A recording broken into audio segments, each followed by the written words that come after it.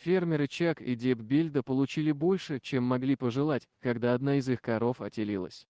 Пара владела несколькими акрами земли, поэтому животные могли свободно перемещаться по ферме. Таким образом, фермеры надеялись на то, что созданные ими комфортные условия приведут к появлению на свет телят. Чак и Деб были бы невероятно счастливы появлению в стаде своих коров малыша. Они хотели вырастить теленка с добротой и заботой, с которыми они относились ко всем животным на своей ферме. Однако, когда одна из их коров, по кличке Му, отелилась, Чак и Деб были потрясены, фермеры не верили своим глазам. Они даже не могли себе представить, что их новый приплод по невероятной причине войдет в историю. Семья Бельда ухаживает за своими полями с 1882 года. Поколения фермеров сменялись, сохраняя уважение к земле и природе. Они культивировали землю, выращивали животных и делали все возможное, чтобы свести концы с концами.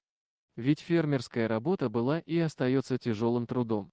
Так было в далеком 1882, так и остается по сей день, несмотря на появление новых технологий и сельскохозяйственных инструментов. Однако родившиеся и выросшие на ферме Чак и Деб были полны решимости продолжать семейные традиции. Поэтому, когда одна из их коров забеременела, пара с радостью ожидала появления на свет нового теленка. Еще до того, как Му отелилась, дочь Дебби и Чака, Джейми, заметила, что живот этой коровы был намного больше, чем в свое время у других беременных коров. Мама заметила, что корова была большой, но не придала этому особого значения. «Близнецы у животных рождаются довольно часто», сказал Джейми в интервью радиоканалу Minnesota Public Radio. В начале года на ферме родились телята-близнецы. К сожалению, они появились на свет в апреле, когда стояли сильные морозы, и не выжили. Но, когда Му отелилась, вся семья была потрясена количеством появившихся на свет телят.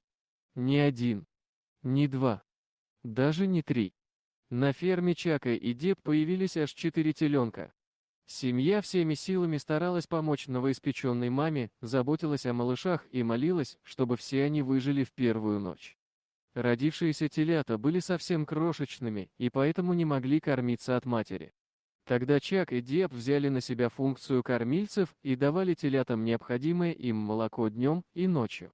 К счастью, телята были намного крепче, чем казались. Все четверо выжили в первую ночь, и сегодня они пребывают в отличном состоянии. Даже самый младший член клана Бельда иногда помогает старшим на ферме, когда дело касается работы с телятами. У людей четверняшки рождаются редко, а для коров это можно назвать настоящим медицинским феноменом.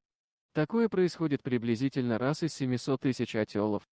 В дополнение к этому, согласно ветеринарной справке, шансы на то, что все телята родятся живыми, равны 1 к 11,2 миллионам.